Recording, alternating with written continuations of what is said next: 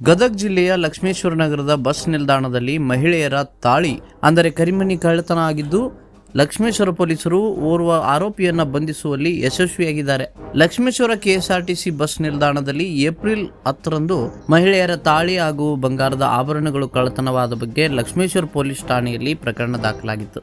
Gadag SP ಹಾಗೂ DSP ಮಾರ್ಗದರ್ಶನದಲ್ಲಿ Shirahatti CPI BV Nyamagouda ನೇತೃತ್ವದಲ್ಲಿ ಪಿಎಸ್ಐ ನಾಗರಾಜ್ ಗಡದ್ ಹಾಗೂ ಟಿಕೆ ರಾಠೋಡ್ ಅವರನ್ನು ಒಳಗೊಂಡ ತನಿಖಾ ತಂಡ ಏಪ್ರಿಲ್ 28ರಂದು ಮಹಾರಾಷ್ಟ್ರದ ಆರೋಪಿ ರಾಜ್ವೀರ್ ತಂದೆ ರೈಮು ಕಾಳೆಯನ್ನು ಬಂಧಿಸಿದ್ದಾರೆ.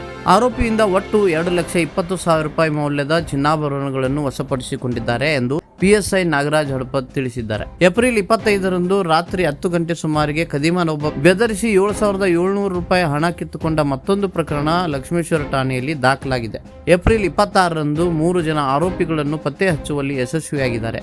ಆರೋಪಿಗಳಿಂದ ಒಂದು ಬೈಕ್, 25,000 ರೂಪಾಯಿ ಮತ್ತು ಬೆದರಿಸಿ ಕಿತ್ತುಕೊಂಡಿದ್ದ 7,700 ರೂಪಾಯಿಗಳಲ್ಲಿ 6,100 ರೂಪಾಯಿಯನ್ನ ವಶಪಡಿಸಿಕೊಂಡು ಮುಂದಿನ ತನಿಖೆ ನಡೆಸಿದ್ದಾರೆ. ಪ್ರಕರಣದ ಆರೋಪಿತರನ್ನ ಪತ್ತೆ ಹಚ್ಚುವಲ್ಲಿ ಯಶಸ್ವಿಯಾದ ಶಿರಹಟ್ಟಿ ವೃತ್ತದ ಸಿಪಿಐ ಬಿವಿ ನ್ಯಾಮಗೌಡ, ಪಿಎಸ್ಐ ನಾಗರಾಜ್ ಹಡಪದ್ ಹಾಗೂ ಸಿಬ್ಬಂದಿಯನ್ನು ಗದಗ ಎಸ್ಪಿ ಹಾಗೂ ಡಿಎಸ್ಪಿ ಅವರು ಶ್ಲಾಘಿಸಿದ್ದಾರೆ.